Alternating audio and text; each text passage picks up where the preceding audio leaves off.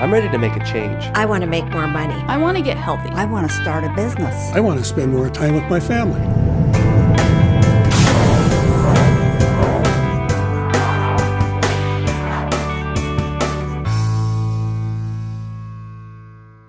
Welcome to day 3.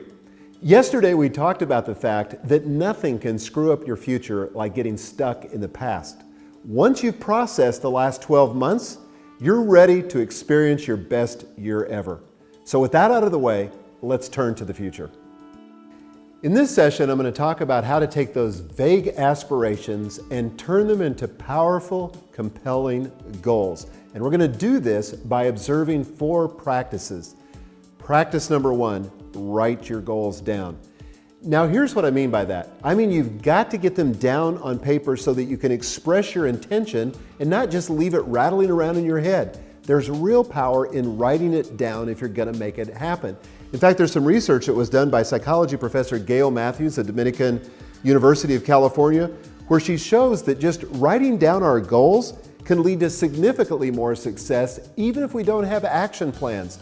This is something I've known for years and have experienced personally, but I've got the research to back it up. It's even more powerful if you have an action plan, but just the very act of writing them down is the first step, the first practice that you need to observe to make these vague aspirations powerful goals.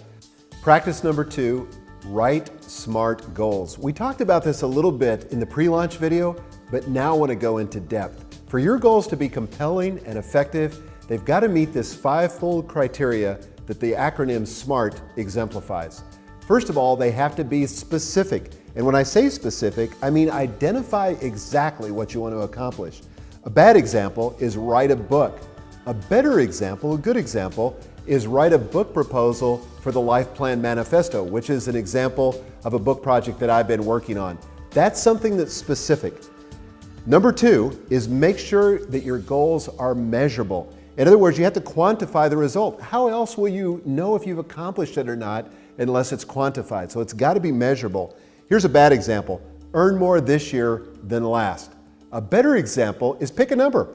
Earn $25,000 more this year than last. For you, it may be $100,000 or $10, but it's got to be a number that's measurable. SMART goals are also actionable. This is the 3rd criteria. You've got to start with an action verb, not a to-be verb, but an action verb. Something like quit, run, finish, eliminate. Not an action verb or a to-be verb like am or be or have. A bad example, be more consistent in blogging. That's a to-be verb. You want an action verb like write 2 blog posts a week. That's not only specific and measurable, but it's actionable. It's something you can actually do. 4th criteria, the SMART goals are also realistic. That's number 4. You've got to be able to step out of your comfort zone, but not so far outside of your comfort zone that you're delusional, that you have an impossible chance of actually following through. You want to dial it back just short of that. So you've got to recognize and implement the power of incremental change over time. And what I mean by that is this: by taking baby steps, you can make huge progress towards a really big goal. Jeff Galloway talks about this when he talks about running and getting from the couch to a 5K or to a half marathon or to a full marathon. And he uses a methodology that he explains as the run-walk method, where you run for a minute and then walk for a minute, and run for a minute and walk for a minute. It's something that's achievable by almost anyone, and therefore it's realistic. Now, let me give you an example of a bad goal that's not realistic, especially for me. Qualify for the PGA Tour as a golfer. If you've been golfing with me or if you've seen my golf game, you know why that's a crazy goal.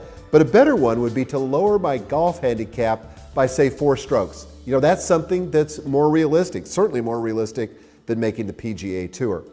Then the 5th criteria is SMART goals are time-bound. In other words, they have a deadline. So instead of just saying I want to lose 20 pounds sometime, losing 20 pounds by December the 31st puts a deadline on it. It gives it a sense of urgency, and it makes it much more probable that you'll actually accomplish it. Practice number 3, share your goals selectively. I'm going to tell you, I didn't always teach this. I used to teach that you should share your goals with anyone who would listen. I published mine on my blog. But according to research that was done by Derek Sievers of CD Baby in a TED Talk that he gave, when you share your goals like that with everybody, it actually makes them less likely to happen. Now, the crazy thing is that conversely, that study I cited earlier by Gail Matthews, she demonstrates that people who write down their goals and share them with supportive friends do better than those who keep them private.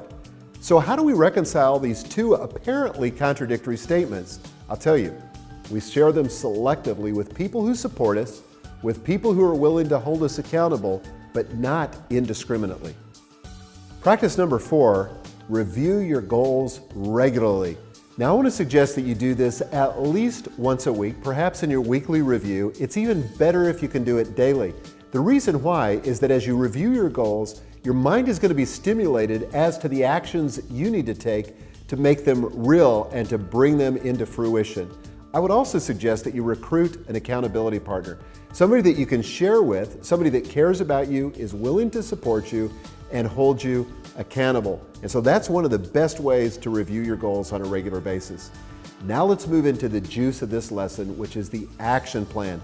Again, as I said before, if you don't do the action plan, you're really missing the best benefit of this course, which is to take what we've learned and actually put it into practice. So I want you to take out your study guide, take out your pen, and I want you to write the answer to 4 questions. Ready? Number 1, write down 7 to 10 goals. I would say no more than 10, probably fewer than 7. That's okay, but I would shoot for 7 to 10. But using the SMART acronym: specific, measurable, actionable, realistic, and time-bound. Number 2, make sure you include non-career related goals. One of the things that I find is people are more used to setting goals in their career, less used to setting goals in their non-career aspects of their life. And yet, those areas are important too. You'd hate to get to the end of your life, have accomplished your career goals, lost your family, lost your health, lost your connection to your community. So you gotta set goals in those areas as well. Number 3, I would encourage you to identify one push goal. This is a term that Chalene Johnson uses in her book, Push. But the idea is that there's one goal that if you actually accomplished it, would make the other goals fall like dominoes. For me last year, it was getting my book on the New York Times bestseller list.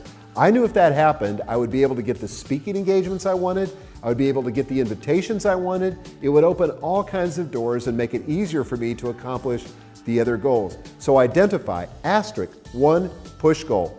And then number 4, review and make sure your goals are personally compelling. If these don't compel you, you're not going to have what it takes to keep going when the time gets tough and get through that messy middle. So be honest with yourself. Are these goals personally compelling? Well, congratulations. You're more than halfway there. Hopefully you're beginning to feel the energy about this next year and the promise that it could bring. Tomorrow, we're going to talk about the secret that will enable you to get started and keep going when things get tough. We'll see you then for day 4. I'm ready to make a change. I want to make more money. I want to get healthy. I want to start a business. I want to spend more time with my family.